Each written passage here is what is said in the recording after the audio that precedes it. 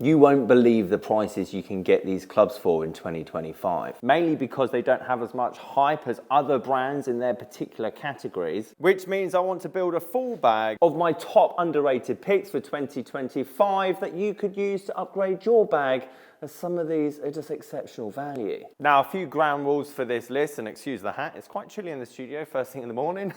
Ground rule number one, all these clubs were either released last year or been released very recently. Ground rule number two, I feel all of these golf clubs have hit the bottom limit of their price and then they're gonna flatline now. So any of these picks, I feel like you're not gonna lose money if you were to pull the trigger on them. And the last and probably most important rule is that if you want to get these at a fraction of the cost, put them into your saved search list on eBay and wait for bids. Yes, these are all going to sell more with professional sellers at buy it now prices, but as I'll show you through this list, at auction, these things don't do that well. So where else better to start than my own putter in my bag? And I know what you guys are thinking.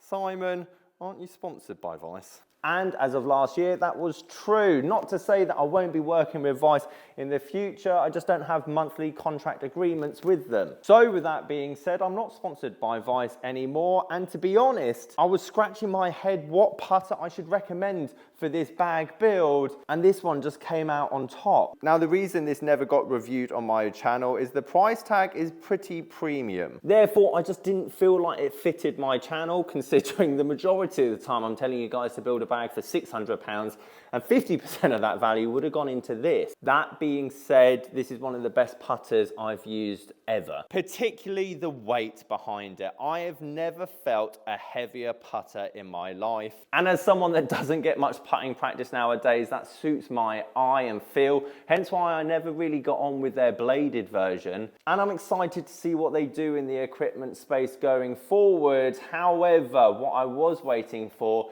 see what these go for secondhand and auction. And there's not hundreds of listings of Vice putters, which is probably a good sign. However, the ones that have hit eBay, I've seen this putter go for around £130, £120, which is almost a 50 to 60% drop. And picking a putter for this list is almost impossible. There's so many underrated putters, and some of you guys would love one brand and not love another. However, for a putter that came out this year, be going for that kind of value on the market is just a lack of hype in the second-hand equipment base and not the performance.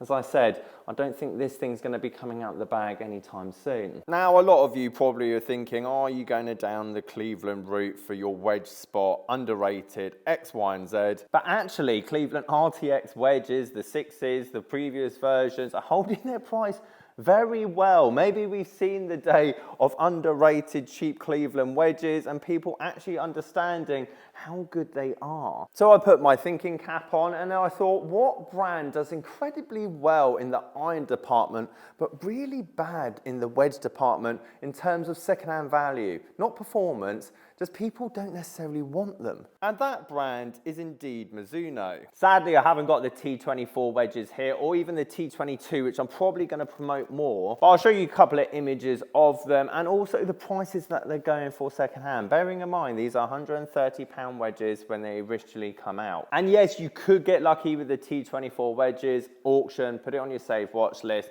Some of them can come down to £70 a wedge. However, the T22 wedge, there's abundance of them out there and going for a very good price around that £50 mark. And when it comes to wedges, condition is paramount. Over any other golf club, I would say, condition plays so much of a part in the actual performance of the golf club. Before we go into the irons, I want to talk about woods and hybrids and what brand I think is the best value, because it's a really tricky one. For example, I could have gone Mizuno with the wood section, the hybrids, everything else, because again, they are very good value in the secondhand market, and I made a video recently on them. I could have in fact gone Cobra as well, because again, woods wise, they don't do that well in the secondhand market. And if you're looking for a 5 wood, which are normally premium secondhanders, there's not many out there, Cobra Fairway woods are one of the best places to go. However, I'm pretty confident in suggesting the Titleist TSI range for hybrids and woods, and let me explain why. Number Number one, obviously the range has been out for a while. So this is actually the oldest club that I'm gonna recommend through this whole bag build. Number two, the prices, which I'll show you in a minute, will stagnate. You won't see much loss of value now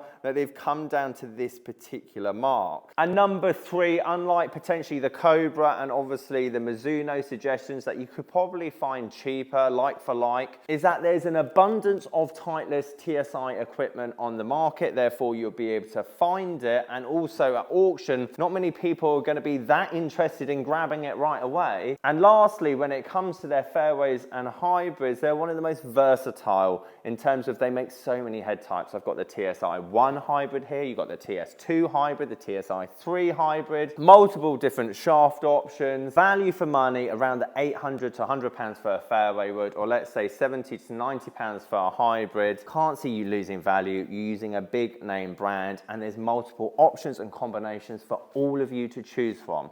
Hence why this is on my watch list for 2025. I've really enjoyed testing these with my clients this year, and to be perfectly honest, I'm thinking about getting a Wilson fitting cart for the studio, especially these particular ones. Kind of want to fit for these this year. I'm of course talking about Wilson's Dynapower iron range that I got sent at the start of the year to do a review on, and to be honest, I've really enjoyed testing them. One thing I did say in that review, however, is that the previous version of these irons, the D9 or D9 Forge, were extremely good value in the secondhand market. These in particular, when it comes to brand new, like in the wrapper, are on eBay quite a lot. And to be honest, they're one of the best irons in their category. Wilson doesn't get enough credit for the equipment that they make, cementing my theory that golf is very much a popularity contest, but the Dynapowers especially, 300 odd pounds, pretty good condition. I mean, they've only been out a year. For that beginner golfer, they're offset, they're forgiving, they're high launching, and go and watch my review if you're interested in which one of these is going to suit you best. The Dynapower Forge, of course, more premium when it first came out, so again, more expensive in the secondhand market. Again, I could lean towards the D9 Forge as well in this particular head. I don't think there's a right or wrong option. That being said, these do look incredible. They do feel great. And if you got these at auction for like £400, £420, you're not going to be disappointed. Which brought me onto the big stick, and I found it very difficult to come up with an overall winner, but I had to stick to my roots, and I think I've come up with the best version for everyone. Again, I could have gone down the Aerojet route, or again Mizuno or Srixon or all the other drivers I reviewed at the end of last year, saying how good value, £220, £230, £240, and again they are good value and they are very good drivers. But for this particular bag, I wanted pound for pound. How dirt cheap can you find a driver that's come out within the last 3 years? Which is why I settled on this thing. Not the Gen 6, not the Black Ops, the Gen 5 XF. And let me show you the price that this thing can go for. This is actually my current driver that I'm using in the bag at the moment. I got sent this by PXG to review, and I went, actually, a 9-degree, affordable looking club. That is me, that's on brand, and it goes an absolute mile. The 011 XF is what I see their Black Ops driver is now. Yes, they've tweaked it. Yes, the Black Ops is a bit larger, bit more forgiving, maybe a bit more weight at the back, whatever it is. However, for me, this is in the middle between my 0211 and obviously that Black Ops. And considering there's 9-degree options out there, 10.5-degree options out there, high lofted options, multiple shafts, again, like Titleist, I wanted a multitude of options for you guys to choose from. And pound for pound, when you put the shaft and the head and the tech in it, I mean, I'll just show you some prices here on the right-hand side. It's going for like £130, £140. This was a £500 driver at one point. And similar to Vice or similar to Tacoma or Calais or Sub 70, all those direct-to-consumer brands, let's say, they just don't do as well in the second-hand market. Does that mean that they're not good equipment? No. Does that mean you'll be able to grab a bargain in 2025? Yes. Guys, if you've got any questions on your golf bag or golf game, sasgolfacademy.com. Catch you guys later.